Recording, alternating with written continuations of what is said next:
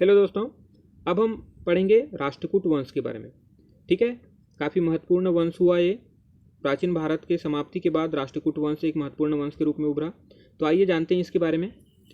सबसे पहले तो हम देखते हैं कि राष्ट्रकूट वंश के बारे में हमें जानकारी कहाँ से प्राप्त होती है। ठीक है, तो ध्रुव का संग्रहालय लेख, घोर संग्रहालय लेख। ध्रुव एक राष्ट्रकूट शासक हुआ जिसके बारे में हम आगे पढ़ेंगे। ठीक है, महान शासक हुआ।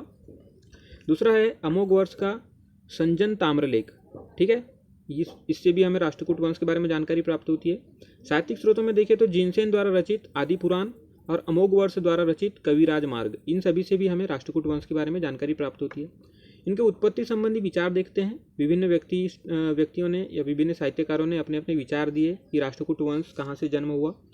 फ्लिट महोदय ने कहा कि ये राठौर राजपूत थे। ठीक है, जबकि सीवी वैद्य ने कहा कि ये मराठा थे। यहीं पे बर्नौल नामक व्यक्ति ने आंध्र के रेड्डी कहा इन्हें। ठीक है, आंध्र प्रदेश के जो रेड्डी हुआ करते थे ये उन्हीं के वंशज थे, ऐसा इन्होंने बर्नौल महोदय ने कहा। जबकि कृष्ण तृतीय के देवली लेख से हमें यह ज्ञात होता है कि ये तुंग के वंशज थे। ठीक है, तुंग प्राचीन काल में एक वंश हुआ करता था, तो कृष्ण तृतीय की जो देवली लेख है वहाँ से हमें यह ज्ञात होता है कि ये वहीं के तुंग के वंशज थे। आगे देखते हैं, अब शासकों के बारे में चर्चा करते हैं। ठीक है, राष्ट्रकूट शासकों के बारे में सबसे पहले जो संस्थापक शासक था वो था दंती दुर्ग। ठीक है, जिसकी राजधानी थी मयूरखिंदी। ठीक है, विक्रमादित्य चतुर्थ ने जो चालुक्य वंश का शासक था इसे पृथ्वी वल्लभ और खंडलोक की उपाधि दी थी। किसे? दंती दुर्ग को। ठीक है, विक्रमादित्य जो चालुक्य वंश का शासक था इसने दंती दुर्ग को पृथ्वी वल्लभ और खंडलोक की उपाधि दी थी। दंती दुर्ग ने हिरण्यगर्भ महादान नामक यज्ञ कराया। ठीक है, नेक्स्ट शासक हुआ कृष्ण प्रथम, जिसकी राजधानी एलेजपुर थी। ठीक है, इसने मयूरखिंदी से राजधानी को एलेजपुर कर लिया था, कर्नाटक में पड़ता है ये। ठीक है, इसकी उपाधियां देखते हैं। शुभतुंग, अकाल वर्ष। ठीक है, इसकी उपाधियां हैं। इसने एलोरा में कैलाशनाथ के शिव मंदिर का निर्माण कराया। ठीक है, यह महत्वपूर्ण शिव मंदिर है, जरा इसके बारे में चर्चा कर लेते हैं। कैलाशनाथ शिव मंदिर जो है एकाश्म पत्थर से बना हुआ। एकाश्म पत्थर का क्या तात्पर्य है? ये एक पत्थर को काट के ही ऊपर से काटते काटते नीचे आकर एक मंदिर नुमा संरचना दी गई है। ठीक है, तो एलोरा में ये कैलाशनाथ का शिव मंदिर प्रसिद्ध है।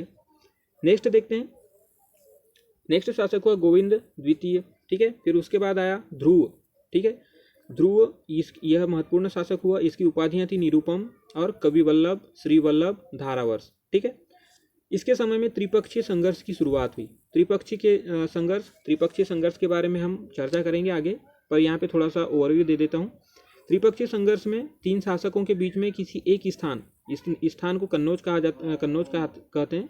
तो इस हेतु तीन शासकों में संघर्ष हुआ, जिसमें से प्रतिहार, यहाँ पे प्रतिहार वंशज थे, गुर्जर प्रतिहार वंशज, बंगाल के पाल थे और ये राष्ट्रकूट थे। तो इन तीनों के बीच में यहाँ पे संघर्ष शुरू हुआ इस पर्टिकुलर क्षेत्र के लिए। तो यही त्रिपक्षीय संघर्ष है। ठीक है, जो कि ध्रुव के समय से शुरू हुआ। नेक्स्ट शासक हुआ गोविंद तृतीय।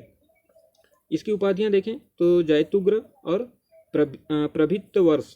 ठीक है, यह बहुत साम्राज्यवादी प्रकृति का व्यक्ति था। ठीक है, इसके समय में त्रिपक्षीय संघर्ष काफ़ी आगे बढ़ चुका था। जो त्रिपक्षीय संघर्ष अभी हमने यहाँ पे देखा, तो ये इस त्रिपक्षीय संघर्ष में इसने काफ़ी महत्वपूर्ण योगदान भी दिया और त्रिपक्षीय संघर्ष इसके समय में काफ़ी बढ़ गया।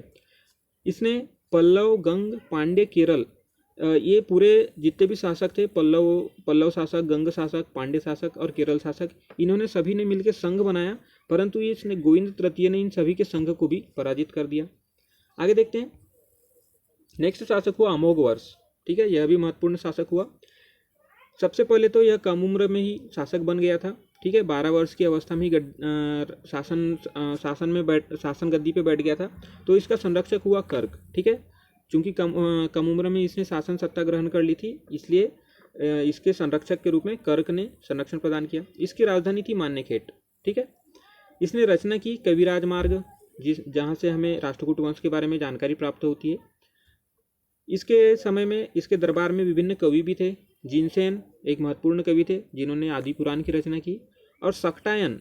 ठीक है, सक्टायन एक महत्वपूर्ण कवि थे जिन्होंने अमोघ वृत्ति की रचना की। आगे देखते हैं, महावीराचार्य इन्हीं के दरबार में रहते थे। उन्होंने गणित सार संग्रह नामक ग्रंथ की रचना की। ठीक है, संजन ताम्रलेख में इसे शैव मतानुयायी बताया गया है। ठीक है, और विक्रमादित्य से भी महान बताया गया है। ठीक है, कहाँ पे? संजन ताम्रलेख में। सुलेमान जो कि अरब यात्री था, इसने इसे वल्हन कहा है। ठीक है, परंतु यह प्रमुखतः जैन था। ठीक है, ऐसे हमें साक्ष्य मिलते हैं कि यह जैन था। वैसे बताया तो इसे शैव मतानुयायी गया है संजन ताम्रलेख में, परंतु हमें विभिन्न अन्य भी साक्ष्य प्राप्त हुए हैं जिनसे हमें पता चलता है कि यह मुख्यतः जैन था। नेक्स्ट शासक हुआ कृष्ण द्वितीय। ठीक है, कृष्ण द्वितीय, यह चोल शासक परांतक से पराजित हो गया। ठीक है, यह जैन मतानुयायी था और इसके गुरु थे जैनाचार्य गुणचंद्र। ठीक है, जैन मुनि थे, उनके गुरु जो कि गुणचंद्र थे। नेक्स्ट शासक हुआ इंद्र तृतीय। ठीक है, इसके दरबार में अलमसूदी आया हुआ था, जिसने इसे बलहारा या वल्लभराज की उपाधि दी और उसे बलहारा या वल्लभराज कहा। ठीक है, आगे देखते हैं। नेक्स्ट शासक हुआ अमोघवर्ष द्वितीय, फिर उसके बाद आया गोविंद चंद्र चतुर्थ, फिर उसके बाद आया अमोघवर्ष चतुर्थ। ठीक है, फिर एक नेक्स्ट जो महत्वपूर्ण शासक आया वो था कृष्ण तृतीय। ठीक है, इसने उपाधियां ली कांची युमतंजम कोंड। ठीक है, इसने उपाधि ली वल्लभ नरेंद्र, अकाल वर्ष, पृथ्वी नरेंद्र, इस प्रकार से इसने उपाधियां ली। इसने विभिन्न प्रकार के निर्माण भी कराए अपने शासनकाल में। कन्याकुमारी में इसने विजय स्तंभ बनाया। ठीक है, रामेश्वरम में इसने गंड मार्तन्यादित्य और कृष्णेश्वर मंदिर का निर्माण कराया। एक बार देख लीजिएगा, गंड मार्तन्यादित्य नामक और कृष्णेश्वर नामक मंदिर का निर्माण कराया। ठीक है, इसके दरबार में जो कवि थे पोन्न, पंप पोन्न और पुष्पदंत थे। ठीक है, पंप पोन्न और रन्न तीन प्रमुख कवि हैं दक्षिण भारत के, जिसमें से रन्न बाद में आए। इसके काल में पंप और पोन्न थे और पुष्पदंत थे। ठीक है, नेक्स्ट शासक हुआ खोट्टिक। ठीक है, जो कि शीयक द्वितीय द्वारा पराजित हुआ, जो कि मालवा का शासक था। ठीक है, और इसने शीयक द्वितीय ने खोट्टिक के शासनकाल में ही मान्यखेट, जो कि इनकी राजधानी हुआ करती थी, उसे जला दिया, आग लगा दिया उसमें। ठीक है, नेक्स्ट शासक हुआ कृष्ण द्वितीय। ठीक है, जो कि तैलप द्वितीय द्वारा पराजित हो गया। ठीक है, पराजित हो गया। तो ठीक है दोस्तों, देखते हैं हमने क्या क्या अध्ययन किया। सबसे पहले हमने राष्ट्रकूटों के जानकारी के स्रोत देखे कि हमें जानकारी कहाँ से प्राप्त होती है इनके बारे में। फिर हमने उत्पत्ति संबंधी विचार देखे।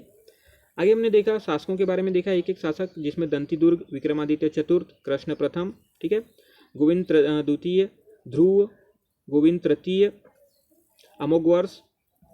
आगे हमने देखा कृष्ण द्वितीय, इंद्र तृतीय। ठीक है, फिर अमोघवर्ष द्वितीय, गोविंद चंद्र चतुर्थ, अमोघवर्ष चतुर्थ, कृष्ण तृतीय। खोट्टिक के बारे में देखा और अंतिम शासक कर्ण द्वितीय के बारे में चर्चा की। तो ठीक है दोस्तों, अगर आपको ये जानकारी पसंद आती है तो इसे शेयर कीजिए। धन्यवाद।